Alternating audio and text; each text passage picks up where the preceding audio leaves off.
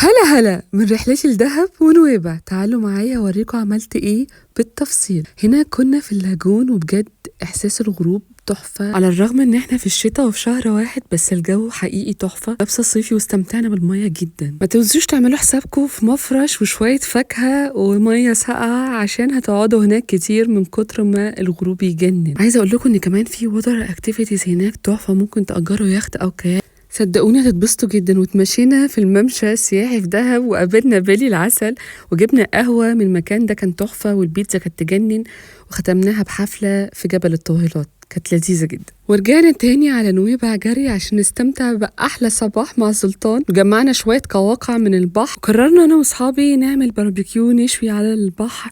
ونزلنا نويبع وبجد لفينا فيها كانت تحفة جدا. ده المسجد بتاع نويبع يا جماعة، نلف شوية في نويبع عشان أوريها لكم. البحر من بره يجنن. جبنا من السوبر ماركت حاجات وجبنا مشويات وجبنا كل حاجة، وده بعد ما شوينا وخلصنا.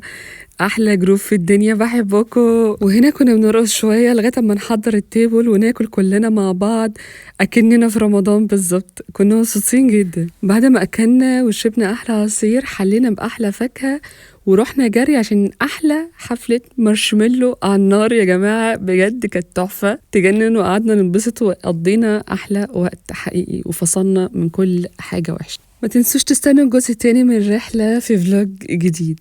باي.